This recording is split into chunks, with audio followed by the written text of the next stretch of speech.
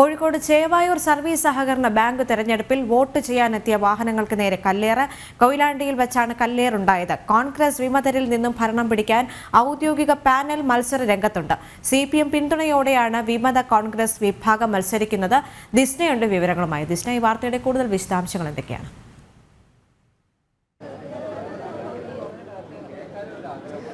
ദേവിക, ഞാനിപ്പോൾ നിൽക്കുന്നത് ഈ ചേവായൂർ സഹകരണ ബാങ്കുമായി ബന്ധപ്പെട്ട് തെരഞ്ഞെടുപ്പ് നടത്തുന്ന ഈ പറയഞ്ചേരി ബോയ്സ് ഹൈസ്കൂളിലാണ്. ഇവിടെ വലിയൊരു രീതിയിലുള്ള പോലീസ് വിന്യാസമൊക്കെ തന്നെയും നമുക്ക് കാണാൻ കഴിയും. പ്രധാനമായും ഈ പ്രദേശത്ത് കനത്ത സംഘർഷ സാധ്യത കണക്കിലെടുത്ത വലിയൊരു സുരക്ഷാ സന്നാഹം തന്നെയാണ് ഒരുക്കിയിരിക്കുന്നത്.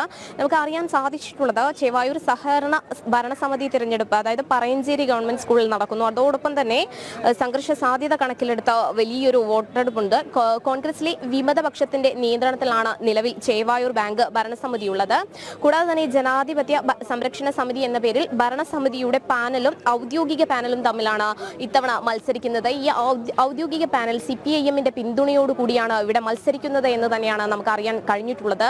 അതുകൊണ്ട് തന്നെ ഈ വലിയൊരു രീതിയിലുള്ള സംഘർഷ സാധ്യത ഈ പ്രദേശത്ത് നിലനിൽക്കുന്നുണ്ട്. അതുകൊണ്ട് തന്നെ വലിയൊരു പോലീസ് വിന്യാസം ഈ പ്രദേശത്ത് ഏർപ്പെടുത്തിയിട്ടുണ്ട്. കൂടാതെ തന്നെ 36,000 പേരാണ് ഈ ഭരണസമിതിയുമായി ബന്ധപ്പെട്ട വോട്ട് ചെയ്യുവാൻ വരുന്നത്. ഇതിൽ 11 പേരെയാണ് തെരഞ്ഞെടുക്കുന്നത് എന്നാണ് നമുക്ക് അറിയാൻ കഴിഞ്ഞിട്ടുള്ളത്. ഈ പ്രദേശത്ത് വലിയൊരു രീതിയിലുള്ള സംഘർഷ സാധ്യതയുണ്ടായിരുന്നു. വോട്ടർമാരും പോലീസുകാരും തമ്മിൽ തർക്കങ്ങൾ ഉണ്ടായിരുന്നു. വോട്ടർ IDയെ ചൊല്ലി തർക്കങ്ങൾ ഉണ്ടായിരുന്നു. അതോടൊപ്പം തന്നെ കൊയിലാണ്ടി മെഡിക്കൽ കോളേജ് ഭാഗങ്ങളിൽ ഈ വോട്ട് ചെയ്യുവാൻ വരുന്ന ആളുകളുടെ വാഹനത്തിനു നേരെ കല്ലേറുണ്ടായി എന്നൊരു വിവരവും നമുക്ക് ലഭ്യമായിട്ടുണ്ട്. അതുകൂടാതെ തന്നെ ദേവിക, നമുക്ക് അറിയാൻ സാധിച്ചിട്ടുള്ളത് ഈ ബൂത്തിൽ ആദ്യത്തെ ഒരു കള്ളവോട്ട് ആരോപണവും ഉയർന്നു വന്നിട്ടുണ്ട്. പ്രസീദ് എന്ന കോവൂര് സ്വദേശി 8-ാം നമ്പർ വാർഡിലാണ് വോട്ട് രേഖപ്പെടുത്തുന്നത്. അദ്ദേഹം എത്തുന്നതിന് മുൻപ് തന്നെ അദ്ദേഹത്തിന്റെ വോട്ട് മറ്റാരോ ചെയ്തു എന്നൊരു കള്ളവോട്ട് ചെയ്തതായ ഒരു ആരോപണവും ഉയർന്നു വരുന്ന ഒരു സാഹചര്യമാണ് നിലവിലുള്ളത്.